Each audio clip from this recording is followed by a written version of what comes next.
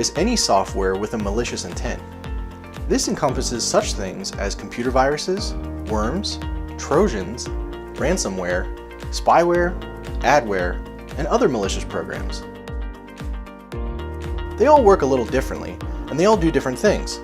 Some try to spy on you or steal your passwords or bank information.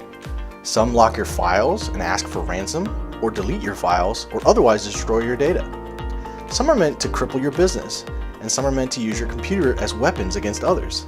Regardless of the type of malware we're talking about, they all share the same intent: do bad things. Today we're going to talk about how to avoid a malware infection of any kind, and what to do if you think you might be infected. So how do people get infected with malware? Well, there are a few common points of entry for malware, and once they get onto your system or network, most of them will spread like wildfire. So remember, if even one system on your network gets infected, your entire company is at risk.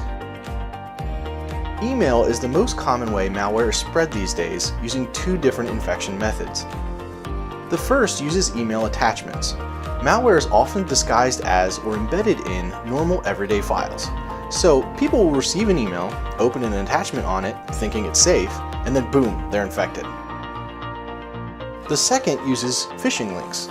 These are hyperlinks that appear inside your email, usually disguised to make it look like they would take you to a valid website, but instead will redirect you to a malicious website and infect you there. Wait a minute, websites can infect you with malware? Oh yeah, they can. You see, whenever you visit a website, your computer or device downloads a copy of the files from that website so it will display faster next time you visit it. This is called caching.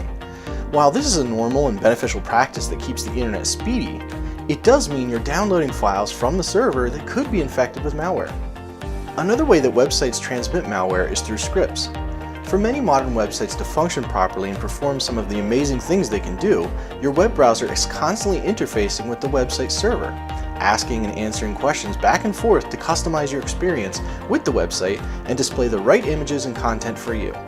All of this happens very quickly behind the scenes, and it's possible that the website could contain a script that forces you to download unwanted malware.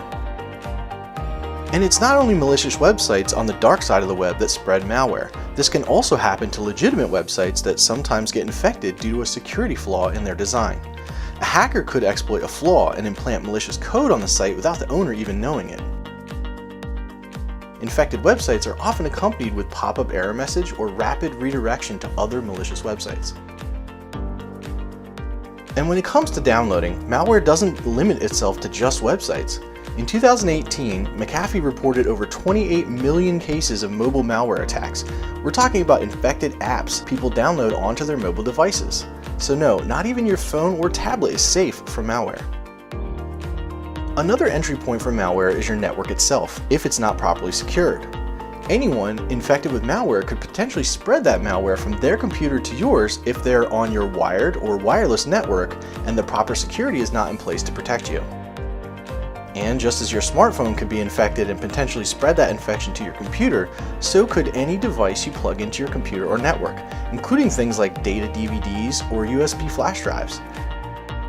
In this ever-growing world of the Internet of Things, it's important to remember that these devices we use to stay connected all run software, so they could potentially be targets for malware.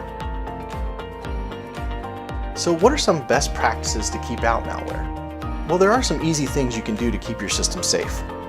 First, don't open attachments from people that you don't know. If you receive an email from someone you don't know with an attachment, it's best not to open it, even if you might be curious. Also, be cautious about opening attachments from people you do know. Verify with them that they truly did send something that's safe to open before you do it.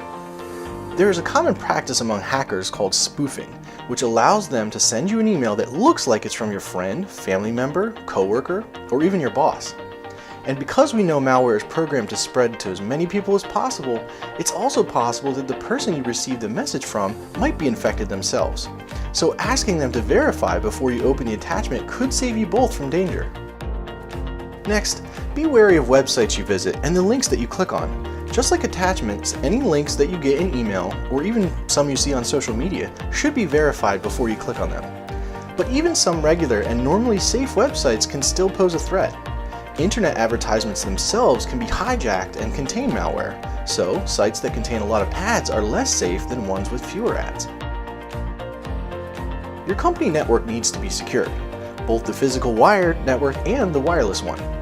No one should be able to come into your office and get on any of your networks without a password. Even then, it's a good idea to set up a separate guest network that's not connected to your main network, so if the person's computer is infected, it can't spread that infection to other computers on your network. A good IT department or provider will use devices like firewalls and content filters to keep your network protected and to help stop users from visiting the more dangerous parts of the internet, which can lead to infection. But you need to be vigilant about your own computer and devices as well. Don't download untested or unverified apps without contacting your IT provider to make sure they're safe. Be wary of using unknown flash drives or other media people might bring into your office and ask you to load on your system. Many people enjoy the convenience of using USB flash drives to store files or presentations, but you have no way of knowing if that drive is also carrying an infection as well. Keep your systems patched and updated. Some malware is written to exploit specific security flaws, and software companies often release new updates and patches to fix these flaws. If your operating system and software applications are running the latest updates and patches, they're less likely to be able to be infected in the first place and less likely to be exploited should any infection occur. Make sure your computers and devices have anti-malware and antivirus protection software. This software scans for malware and viruses both in real time as files are coming into your computer, and can be set to schedule full deep scans of your files at night or when it's convenient, and add an extra layer of security. These types of software are constantly being updated with new definitions of what all the new malware and viruses look like and how to spot and stop them, so they're a great way to protect yourself and your company's data. Lastly, but most importantly, back up your data regularly. This might not prevent a malware infection, but it might be the only thing that can save you if an infection occurs. Sometimes an infection can be spotted and cleaned before too much damage is done, but sometimes it can't be. And it's possible that the only way to get your system back up and running is to set up a fresh installation and restore your data from a recent backup. If that must happen, the life of your business might depend on how often and how accurate your backups are. What do you do if you think you're infected? Accidents happen, and sometimes infections might occur even if you're being vigilant. So if you think you might be infected with malware, maybe your web browser is locked on a screen with an error that won't let you close it, or you're being overwhelmed with pop-ups, or you openly see your mouse moving without you touching it, well, you need to do two things right away. First, turn off the computer or device immediately. Also, unplug the network cable if it uses a wired connection. Then contact your IT support. Walk the technician through what was clicked on and what symptoms you're having in as much detail as possible for them to isolate the type of infection you might have and determine the best course of action. Still need help? We talked about a lot of things your company can put into place to help keep it and you protected from malware. But we know implementing some of these changes to your network or finding the best protection software can be a little daunting. So we just wanted to say we're here for you if you need us.